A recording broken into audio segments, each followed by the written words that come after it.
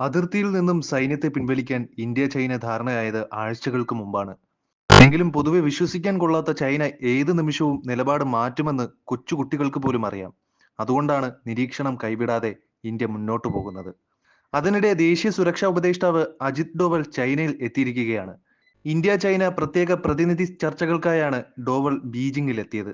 ഇരു രാജ്യങ്ങളും തമ്മിലുള്ള ബന്ധം പൂർവ്വസ്ഥിതിയിലാക്കാൻ ചൈനീസ് വിദേശകാര്യമന്ത്രി വാങ് യിയുമായി നിർണായകമായ ചർച്ചകൾ നടത്തിയെന്നാണ് വിവരം. 4 വർഷത്തിലേറെ നീണ്ട സൈനിക തർക്കം അവസാനിപ്പിക്കുന്നതുമായി ബന്ധപ്പെട്ട സുപ്രധാന കൂടിക്കാഴ്ചയായിരുന്നു അത്.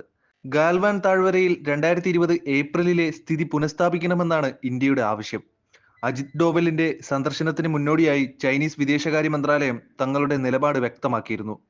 അതിൽ ചൈനയുടെയും ഇന്ത്യയുടെയും നേതാക്കൾ തമ്മിലുള്ള സുപ്രധാന പൊതുധാരണകൾ നടപ്പിലാക്കാൻ ചേർന്ന് പ്രവർത്തിക്കാൻ ചൈന തയ്യാറാണെന്ന് പറഞ്ഞിരുന്നു. എന്നാൽ ഇവിടെയും വിട്ടുകൊടുക്കാൻ ഇന്ത്യ തയ്യാറായിട്ടില്ല.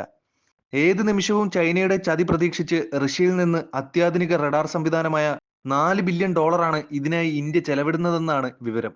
8000 കിലോമീറ്റർ വരെ ഡിറ്റക്ഷൻ റേഞ്ചുള്ള ആഭ്യന്തരമായി നിർമ്മിക്കുമെന്നാണ് സൂചന. പ്രതിരോധ മേഖല കൂടുതൽ ശക്തിപ്പെടുത്തുകയെന്ന ലക്ഷ്യത്തോടെയാണ് വൊറോനിഷ് റഡാറുകൾ വാങ്ങാനുള്ള കരാറിൽ ഇന്ത്യ ഒപ്പുവെക്കാൻ ഒരുങ്ങുന്നത്. റഷ്യൻ സൈന്യം 2012 മുതൽ ഈ റഡാർ ഉപയോഗിക്കുന്നുണ്ട്. ഏതാണ്ട് 10ഓളം വൊറോനിഷ് റഡാർ സംവിധാനങ്ങൾ റഷ്യയിലുടനീളം വിന്യസിച്ചിട്ടുമുണ്ട്. ഇവയുടെ നവീകരിച്ച പതിപ്പാണ് ഇന്ത്യ സ്വന്തമാക്കാൻ ഒരുങ്ങുന്നത്. റഷ്യയിലെ അൽമാസ് ആൻഡെ കോർപ്പറേഷൻ നിർമ്മിച്ച വൊറോനിഷ് റഡാർ സംവിധാനത്തിന് ഒരേ സമയം 500-ലധികം വസ്തുക്കളെ കണ്ടെത്താൻ കഴിയുമെന്നാണ് വിവരം.